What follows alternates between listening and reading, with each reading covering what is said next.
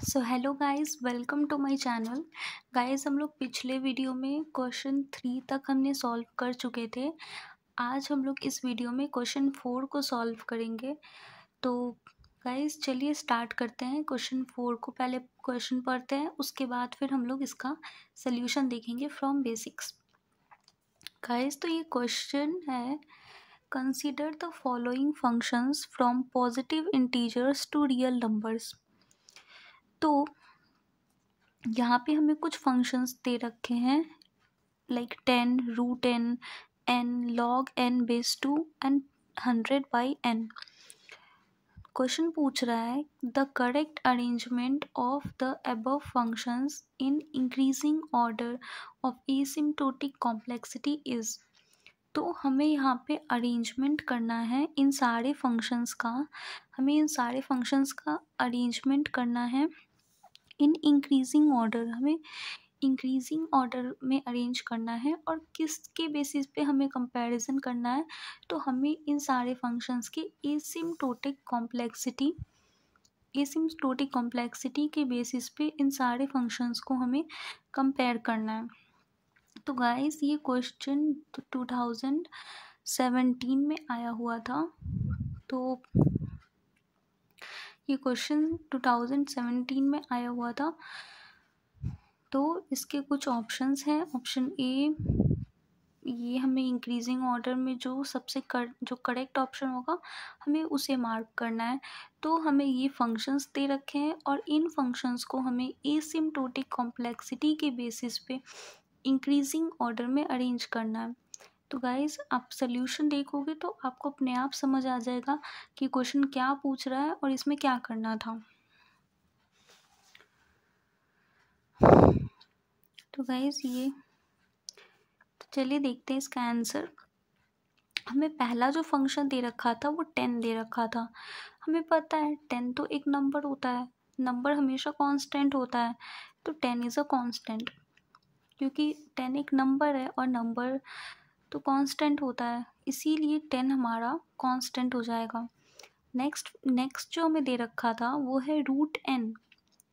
तो root N को guys हम लोग n पावर 1/2 लिख सकते हैं, क्योंकि रूट का जो वैल्यू होता है वो 1/2 होता है।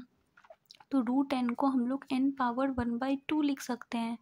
और ये n पावर 1/2, एक तरह से इसको देखें तो ये n पावर x के फॉर्म में है।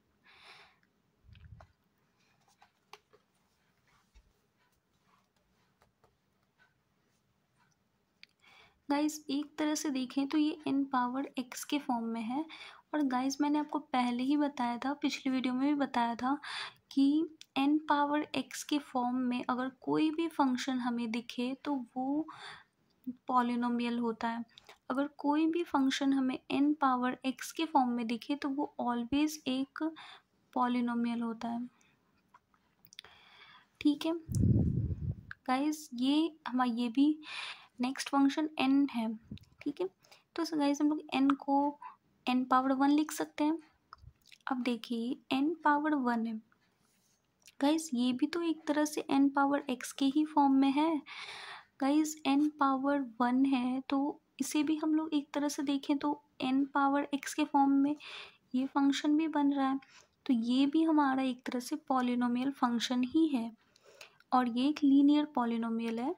पर है ये पॉलिनोमियल ही क्यों? क्योंकि ये n पावर x के फॉर्म में है। गाइस, नेक्स्ट है हमारा log n बेस 2। तो ये log n बेस 2 ये हमारा लॉगरिथमिक फंक्शन है। सिंपली ये log n है, सिंपली ये लॉगरिथमिक फंक्शन है। और गाइस, नेक्स्ट जो हमारा दिया हुआ था क्वेश्चन में वो है 100/n। तो इसे हम लोग लिख सकते हैं, इसे तोड़ करके 100 इंटू 1/n। और जहाँ पे भी हमारा 1/n होता है गाइस, हम लोग हर कोई जानते हैं कि 1/n एक डिक्रीजिंग फंक्शन है। ठीक है, मतलब कि टाइम के साथ इस फंक्शन की वैल्यू डिक्रीज होती जाएगी, इसीलिए ये डिक्रीजिंग फंक्शन है। ठीक है गाइस, ये 1/n जो होता है ये डिक्रीजिंग फंक्शन है। तो गाइस हमने सारे ही फंक्शंस का देख लिया कि कौन से फंक्शंस क्या हैं। तो अब हम लोग देखते हैं गाइस, हम जानते हैं कि डिक्रीजिंग फंक्शन सबसे लेसर होता है, उसके बाद कांस्टेंट आता है, उसके बाद लॉगरिथमिक आता है, फिर पॉलिनोमियल आता है and at the end exponential आता है। Means exponential is the greatest, उससे कम पॉलिनोमियल होता है, उससे कम लॉगरिथमिक, उससे कम कांस्टेंट और सबसे कम डिक्रीजिंग फंक्शन। यानी कि ये हमारे फंक्शंस का इंक्रीजिंग ऑर्डर में, हमारा जो फंक्शंस, जितने भी फंक्शंस होते हैं टाइप के, उसके ये उसका ऑर्डर है। मतलब ये सबसे कम, ये उससे ज़्यादा, ये उससे ज़्यादा, ये उससे ज़्यादा, ये उससे ज़्यादा, मतलब ये एक ऑर्डर है, ये हम सब जानते हैं। डिक्रीजिंग फंक्शन सबसे कम, फिर कांस्टेंट, फिर लॉगरिथमिक, फिर पॉलिनोमियल, फिर एक्सपोनेंशियल। ठीक है गाइस, तो फिर हमने यहाँ पे हर एक फंक्शन को क्लासिफाई कर दिया था कि 10 क्या है, कांस्टेंट है, √n क्या है, n power 1/2 n power x यानी कि पॉलिनोमियल है, n पावर 1 क्या है, n पावर x यानी पॉलिनोमियल है, log n लॉगरिथमिक है, 10/n 100/n 100 into 1/n 1/n, ये हमेशा ही डिक्रीजिंग फंक्शन होता है। इस तरह के जो अपॉन वाले फंक्शंस होते हैं उसका वैल्यू टाइम के साथ साथ कम होता जाता है, इसीलिए वो डिक्रीजिंग फंक्शंस होते हैं। हमने सारे ही फंक्शंस जो हमें गिवन थे उनको हमने क्लासीफाई कर लिया है। हेंस अब हमें ऑर्डर भी पता चल गया है, ये तो हमें सबको याद ही है और हम सब जानते हैं ये वाला कि यही ऑर्डर होता है। अब हमें क्या करना है, सिंपली इनके जगह पर इन सबको बिठा देना है। जैसे कि डिक्रीजिंग फंक्शन तो हमें पता है 100/n डिक्रीजिंग फंक्शन है, तो ये सबसे कम होगा। फिर 10 कांस्टेंट है तो ये डिक्रीजिंग फंक्शन से बड़ा होगा। फिर लॉगरिथमिक लॉगरिथमिक है तो ये 10 से ज़्यादा होगा। फिर हमारा √n होगा और देन n होगा। अब आपको अगर इसमें कंफ्यूजन आ रहा होगा, वैसे तो नहीं आ रहा होगा, पर अगर किसी को आ रहा होगा तो मैं उनके लिए बता देती हूँ अच्छे से कि गाइस ये √n को हम लोग लिख सकते हैं n पावर 1/2 और ये हमारा है n। ठीक है, तो हम सबको पता है n को हम लोग n पावर 1 भी लिख सकते हैं। तो गाइस n पावर 1/2 और ये n पावर 1 है, इन दोनों के बीच अगर हमें कंपैरिजन करना है तो ये n ये तो बेस तो सेम है, ये भी n है, ये भी n है, तो इन दोनों का बेसिस तो ऑब्वियसली सेम है। तो हम अगर पावर को कंपेयर करें, जो पावर छोटा आएगा वो वाला फंक्शन हमारा लेसर हो जाएगा। तो हमें पता है कि 1/2 is less than 1, so therefore n power 1/2 will be less than n power 1। सो हमारा ऑर्डर आ गया। तो हेंस हालांकि ये दोनों ही पॉलिनोमियल हैं, लेकिन √n will be less than n obviously.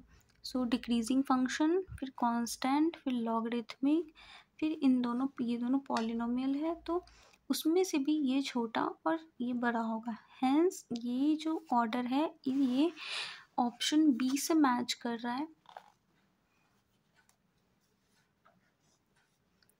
Hence हमारा ऑप्शन बी करेक्ट आंसर होगा। ओके, तो गाइस ये क्वेश्चन नंबर 4 ये यहीं तक था। और गाइस आपको पता ही होगा कि मैं चैप्टर वाइज PYQs करवा रही हूँ, मतलब कि सब्जेक्ट वाइज और चैप्टर वाइज। ये पहला चैप्टर है जिसका नाम है एसिम्प्टोटिक एनालिसिस। ये सारे फर्स्ट चैप्टर के PYQs हैं। और गाइज ये जो जितने भी PYQs मैं करवा रही हूँ, मतलब यहाँ पे जो मैं जितनी भी चीज़ें मैं यहाँ लिख रही हूँ, मैं इन सारी चीज़ों को PDF करके मैं टेलीग्राम पे चैनल पे अपलोड कर चुकी हूँ।